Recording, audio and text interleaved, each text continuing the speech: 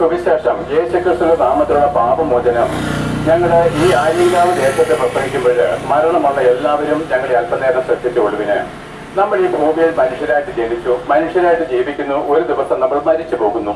അപ്പോൾ നമ്മുടെ ജീവിതം, നമ്മുടെ വിചാരം ഈ ഭൂമിയിൽ നമ്മൾ എന്തെങ്കിലും നേടുന്നതാണ് യഥാർത്ഥമായിരിക്കുന്ന ജീവിതം എന്നാണ് നമ്മൾ ആഗ്രഹിക്കുന്നത്. ഈ ഭൂമിയിൽ നമുക്കൊരു സ്ഥിരവാസമില്ല എന്ന് നമുക്ക് എല്ലാവർക്കും അറിയാം. പ്രിയപ്പെട്ടവരെ, ജനിച്ച നാൾ മുതൽ മരണം നമ്മുടെ കൂടെയുണ്ട്. ജനിച്ച നാൾ മുതൽ മരണത്തിന്റെ ഭയങ്കരമായിരിക്കുന്ന അനുഭവത്തെ ഭയപ്പെട്ട് നമ്മൾ കഴിയുകയും ചെയ്യുന്നു. എന്നാൽ നിങ്ങൾക്ക് ആർക്കെങ്കിലും അറിയാമോ, നമ്മുടെ യഥാർത്ഥമായിരിക്കുന്ന ജീവിതം ഈ ഭൂമിയിലെ മരണത്തിന് ശേഷമാണെന്ന് നിങ്ങൾക്ക് എത്ര പേർക്കറിയാം? ഈ ഭൂമിയിലെ ജീവിതത്തിന് ശേഷമാണ് യഥാർത്ഥമായിരിക്കുന്ന ജീവിതം ആരംഭിക്കുന്നതെന്ന് നിങ്ങൾക്ക് എത്ര പേർക്ക് അറിയാം? പ്രിയപ്പെട്ടവരെ, ഈ ഭൂമിയിൽ നമ്മൾ തിന്നുന്നു, കുടിക്കുന്നു, ആനന്ദിക്കുന്നു, നാളെ ചത്തുപോകുന്നു.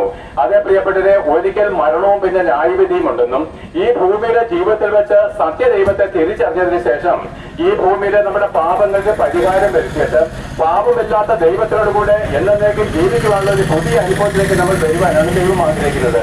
അതായത് ഒരിക്കൽ കൂടെ പറയാം, ഭൂമിയിലെ 50, 60, 70 വർഷത്തെ ആയുസിന് ശേഷം നമ്മൾ ഈ ഭൂമിയിൽ മരിക്കുകയാണ്. എന്നാൽ മരിച്ചതിന് ശേഷം നമ്മുടെ പുരോഹിതന്മാർ അടക്കുന്നു. അടയ്ക്കതിന് ശേഷം എല്ലാം തീർന്നു എന്ന് പറഞ്ഞ് ബന്ധുക്കൾ മടങ്ങി വരുന്നു. എന്നാൽ പ്രിയപ്പെട്ട, അതല്ല സത്യം.